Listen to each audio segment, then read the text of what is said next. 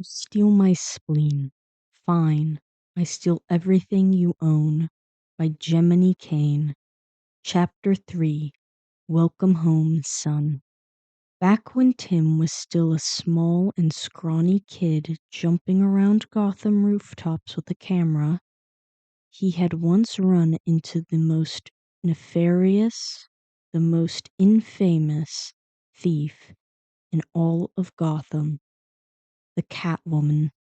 Tim's first reaction had, of course, been to go full fangirl mode and ramble about how awesome her coups and skills were, while her initial response was to be worried about a kid running around Gotham at night unsupervised.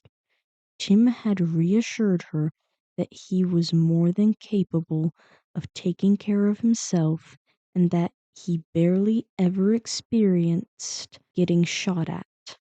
For some reason, she felt the need to keep a closer eye on Tim after their first meeting because they ended up seeing each other more often after this. At first, it was just small conversations and waves across rooftops, but over some time their conversations became longer. She would talk to him about some of her heists, and Tim would talk about school. One night, Tim even convinced her to teach him how to pickpocket someone. After many nights of trying to sneak a $1 bill out of Selina's pocket without her noticing, he finally managed to grab it. Tim had been so proud of himself when he reached down into his pockets to pull out the bill and show her he did it, only to realize it was empty. A good thief does not only steal things successfully, they also make sure no one else steals it back, she had told him with a Cheshire smile as she held the bill between her claws. Little Tim had been too awestruck at how cool Selina was to take the words at their value back then, but they always stuck with him. It was with these words in mind Tim began making a plan. Wait. This could work, Tim thought to himself after having spent the last 7 hours trying to figure out what the actual fuck he was going to do with the centuries worth of Raish's hoarded shit. That past Tim had stolen in the heat of the moment because he had felt like being as much of a little shit as possible. And now, with 12 cups of coffee and 7 energy drinks later, he finally had a plan of action. Could he just have let all of the League's shit become forgotten and lost in time so he would not have to deal with it? Absolutely. Was Tim going to do that when it was a valid excuse to gain a bunch of free things, possibly cause chaos, and avoid the Bat family simultaneously? Absolutely not. Was Tim going to tell any heroes or responsible adults about any of this? Anyways, what if some remaining League members decided to take back what Tim had rightfully stolen and use it to build the League of Assassins back up? That simply would not do. He had destroyed the League with the intention of keeping it that way. So, with the first part of his plan to secure his assets clear in his mind, he left his phone with 101 missed calls from Dick on it, went to his safe house which held some of his old gear, and got his winter equipment. Bruce sighed. He managed to sit up with a couple of groans and support from the bed frame.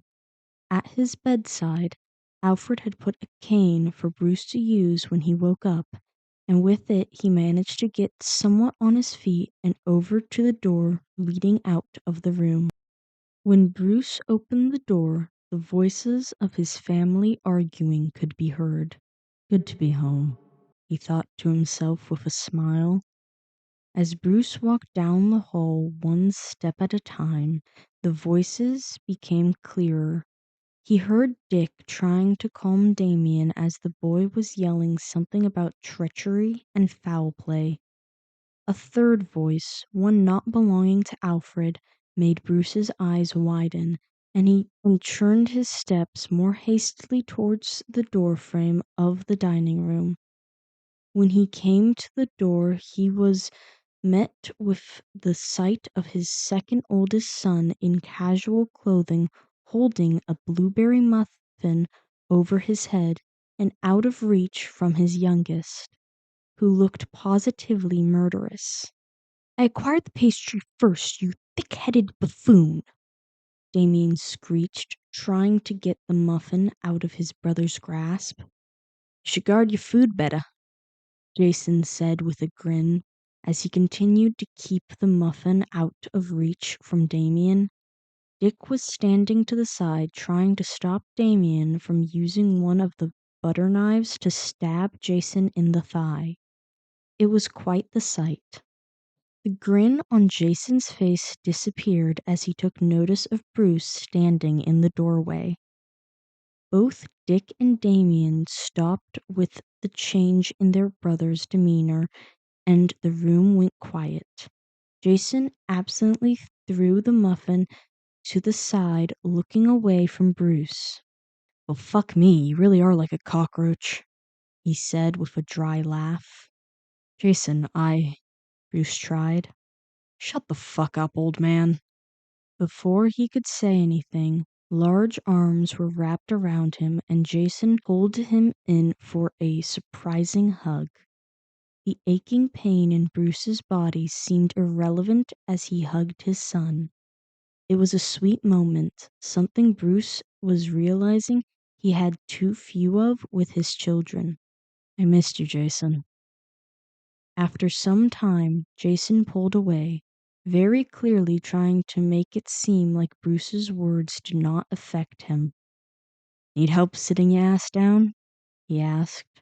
Bruce smiled lightly. "I can do it myself," he answered automatically. Jason raised an amused eyebrow as Bruce struggled with every single step before deciding, "Fuck this," and went to Bruce's side to help him take a seat. A little after they were all sat down, Alfred came in with eggs, bacon, sausages, both meat and vegetarian, as well as more baked goods. When the butler's eyes landed on Bruce, his brows furrowed.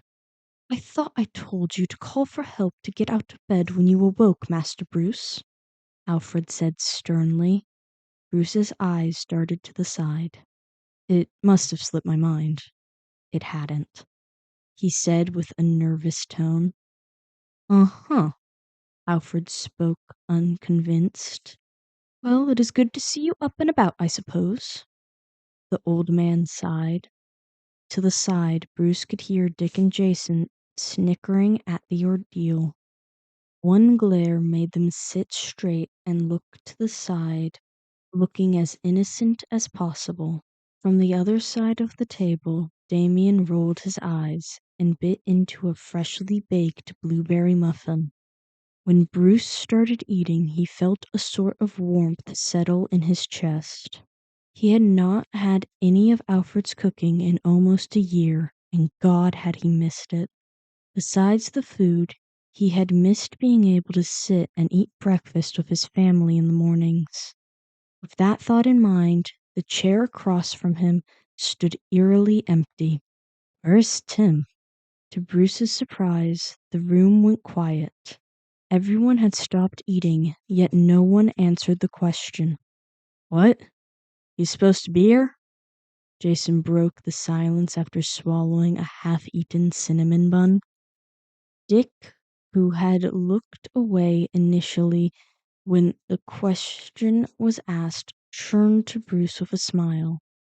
"I think emotions were a bit of a high yesterday, with you being back and all that, so he needed some time to breathe. He also said he had work he needed to do," Dick answered. Despite the small smile, Bruce noticed a small crease in his son's eyebrow, which usually meant something was bothering him. Before Bruce could question it, Damien spoke up. Why does the whereabouts of Drake matter anyway, Father? He has served his purpose since he brought you back and is no longer Robin. Damien's words came as a shock because of the information they held. Tim is no longer Robin? No, I am. Damien spoke proudly.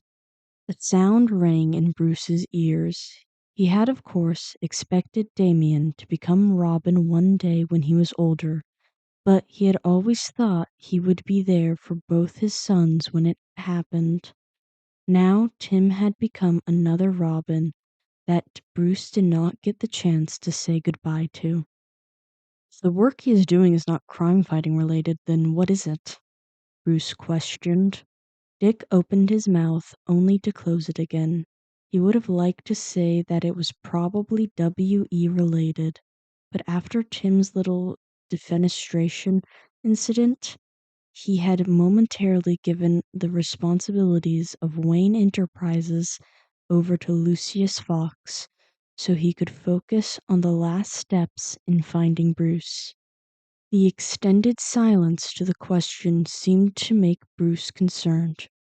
Oh, relax, Bruce, Jason said, breaking the silence yet again. It's the replacement we're talking about here. The kid's probably sitting on his ass making those contingency plans of his, or doing some other boring shit with that team he's a part of, Jason said with a dismissive wave of his hand. Language, Alfred scolded from the side. Despite Bruce's initial worry, Jason had a point. This was Tim they were talking about, and out of all of his children, Tim was the one that had never caused trouble. When your tits are freezing through 3 layers of clothing designed for harsh winter conditions, you just know that the trip is going to suck.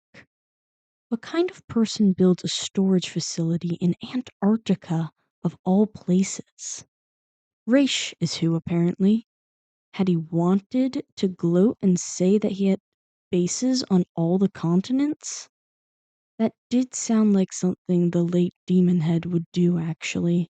Now that Tim thinks about it, a lot of the richest villains had bases in cold temperatures for little to no reason. Was it just a thing villains did? Like, did one of them get an Arctic base and then made the rest of them jealous so they had to get one too? Because Tim was failing to see how anyone, Mr. Freeze and Killer Frost excluded, would think a base out in the middle of fucking nowhere where it is so cold that your piss would freeze in the air if you went to take a wee was a good idea. Tim had to walk long since flying in such cold weather could be a flight risk, and it was a pain in the ass.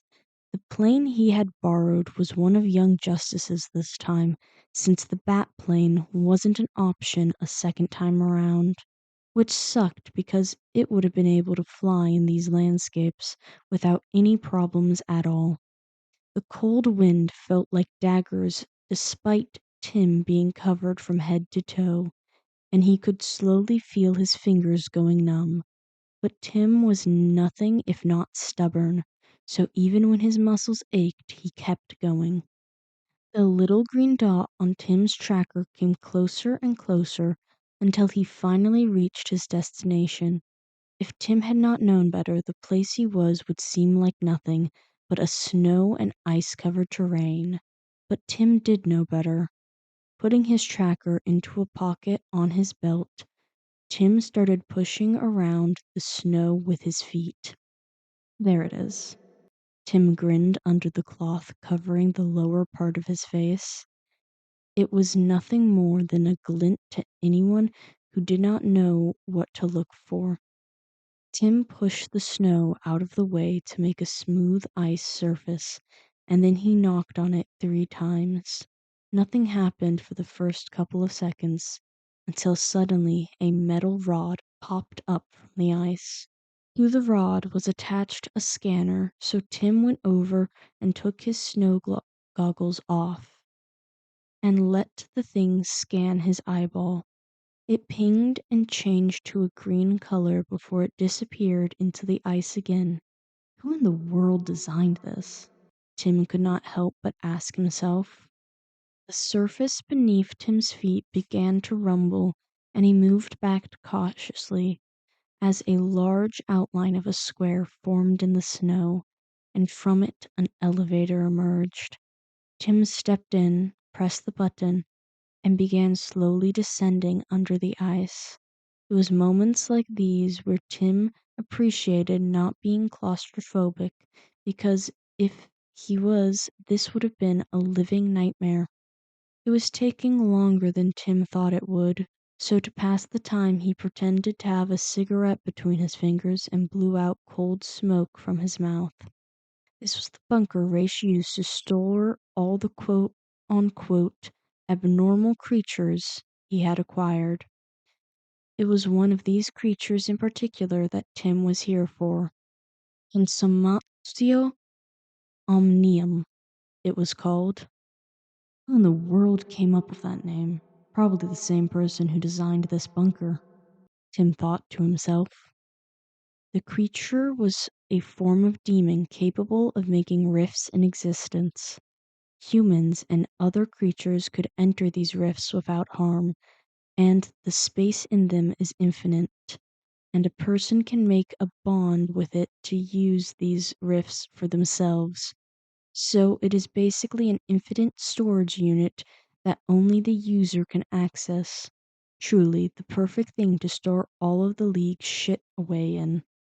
When the elevator hit the bottom, Tim's jaw dropped. Literally. This place was more than 50 times bigger than the Batcave. Walls of ice, metal, and glass stood hundreds of feet tall, filled with silhouettes of creatures, all frozen in glass cylinders. Oh, what the actual fuck? Tim said to himself with a strained whisper. I can think of how fucked up this is later. You have the plan to follow. Tim's footsteps echoed through the enormous bunker. Most of the metal plaques with the names of the creatures were written in Arabic, which Tim was still learning. He did understand some of the names, though. Is that a Yeti? There is something ironic in a Yeti being frozen, isn't there? He thought, trying to distract himself from the unsettling feeling this place had. Having walls made of living beings does that.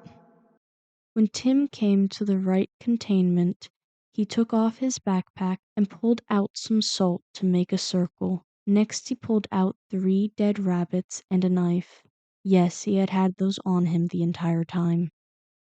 With careful movements, Tim opened the cage and white smoke came out of it. He could feel his heart pounding in his chest as the creature let out a growl that sounded nothing like any animal he had ever heard before. Tim was not quite sure what he had expected, but it was certainly not the thing that came out. A small blob, no bigger than Tim's curled up fist, came out. Its body looked like it was made of ink and had 2 golden lights that reminded Tim of eyes.